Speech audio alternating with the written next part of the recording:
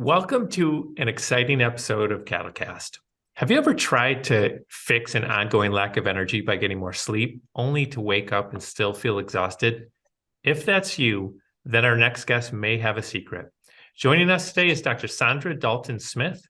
She's a physician, researcher, and author of the book, Sacred Rest: Recover Your Life, Renew Your Energy, Restore Your Sanity. Dr. Dalton-Smith, thank you so much for joining us today. It's my pleasure. Thanks for having me. So, why is it that a good night's sleep can fix chronic exhaustion?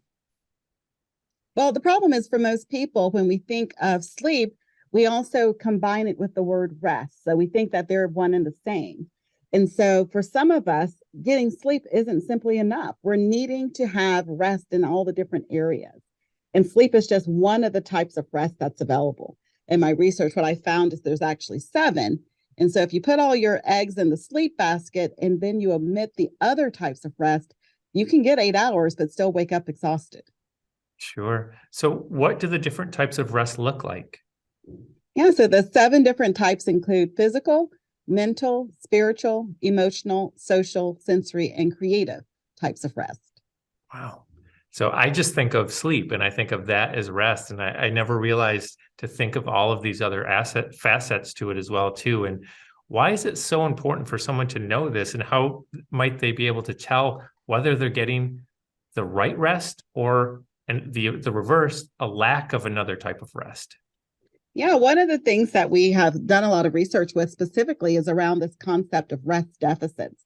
And so when someone is focusing primarily on sleep, they're basically thinking that physical rest, which is what sleep falls under, passive physical rest, that is going to help them feel restored even in these other areas. Well, unfortunately, physical rest, if even in itself, has 2 different components. You have the passive component, which includes sleeping and napping. But then you have the active component, which include those things that help with your circulation and your muscle flexibility and your lymphatic drainage.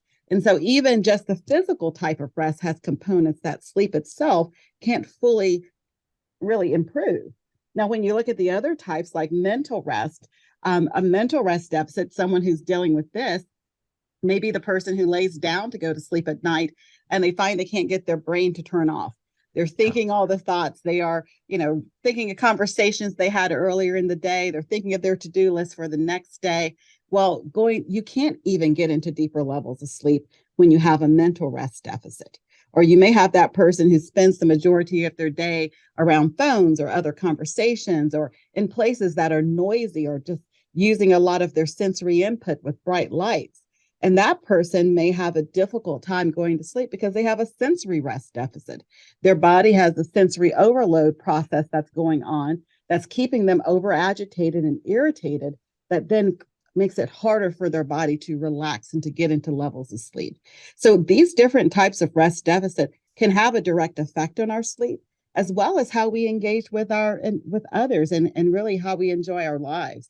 The emotional and social aspects of it, as well as the spiritual and creative aspects, all play a role in our ability to fully show up with our work, our families, and even within those things that are passion projects, those things that we want to have energy for, but oftentimes find that we don't. So I think it's so important to recognize when you have a rest deficit because it usually shows up in other areas of your life.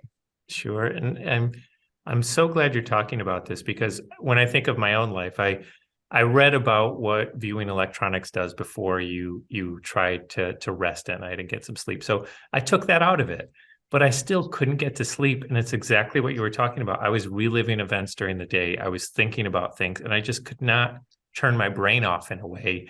And it's when I started to read what you've written that it started to make sense for me that there's other things that I should concentrate on during the day to make that rest more impactful.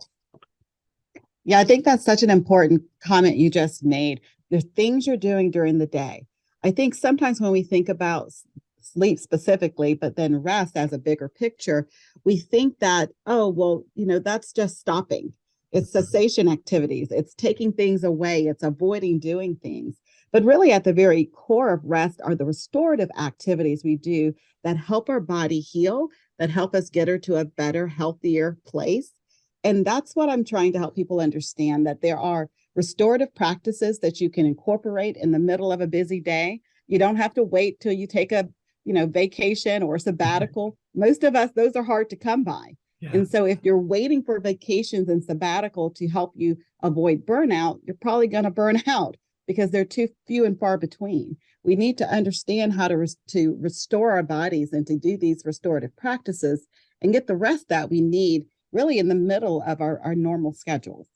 sure. Now we kind of pride ourselves in the library that you would use the library to kind of meet different needs in your life. And so what kind of rest might someone be tapping into when they use the library? Yeah, I love that question because it's one of my favorite types of rest that is never talked about, and that's creative rest. For a lot of people, when we think about creativity, we think of artists and musicians and authors, and all those people are creatives. But most of us use creative energy throughout our day when we Mhm. problem solve, whether that problem solving is within your work and your career, or it's just trying to figure out how to juggle a job and kids that are in soccer and getting to the games and maneuvering all the schedules. We use a lot of creative energy. And creative rest is the rest we experience when we allow ourselves to appreciate things that inspire us. So, whether that inspiration is natural beauty, like the ocean, the mountains, the trees, and all of those types of things, or if it's created beauty, like art, music, literature, we need to tap into things that pour back and inspire us. And that is where the library comes into place, in my opinion, because there's so many different ways that you can engage your creativity by tapping into some of the literary works of others. I love it. We need to use you for a marketing campaign for our library then. That's fantastic. So, you've been a board certified physician for over 20 years, and for the past 10, a work-life integration researcher. What inspired you to take this path?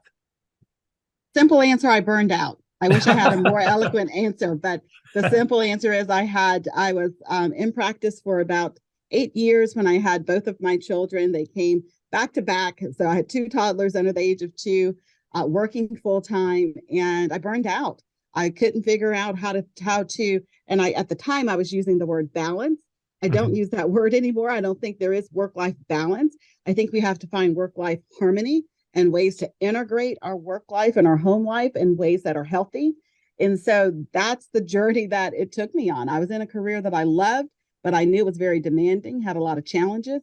And I knew that others were in similar careers, maybe not in healthcare, but they had commanding jobs that were really demanding of their time and their energy. And they needed ways to stay within the challenging times without having to exit altogether. And so that's where the journey started with me. So it started with research on how do I stay in a career I love that's really challenging and draining. And that's where the 7 types of rest and my book, Sacred Rest, were birthed from. Well, I'm glad you found that path and actually started that journey and gave all of us the opportunity to learn more about it and learn about the rest that we all should be taking part of. And we always like to end with a library type question. And it can be about rest, it can be about work, it can be about anything. So just a recommendation that you would have for our viewers of something that you've read, that you've watched, or you listened to that you would recommend. I'm an avid reader. I've read probably more books than I care to actually state. But one that really just impressed on me, and I like the concept of it more so than the literary work itself, was the book Becoming by Michelle Obama. Oh And yeah. take the politics out of it. I mean, Yeah. whether you agree with the politics or not, the whole concept of becoming, because I feel like that's what all of us are doing, becoming Mhm. better versions of ourselves. It's a process. We have to embrace the process, and find joy in the journey. And I find that that's what oftentimes is the reason that we don't rest. We are always accomplishing, always trying to achieve, always trying to check the next thing off of our to-do Yeah. list. And we kind of remove that ability to just enjoy the journey of becoming better versions of ourselves every day.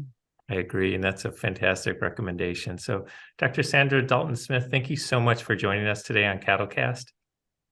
Thank you. It's been a pleasure. For those of you watching who want to learn more about the 7 types of rest, check out her TED Talk, The Real Reason Why We Are Tired and What to Do About It, or her book, Sacred Rest, Recover Your Life, Renew Your Energy, Restore Your Sanity. I know I've learned a lot. go check her book out and you'll learn more as well too. Thank you for joining us on CADL CAST.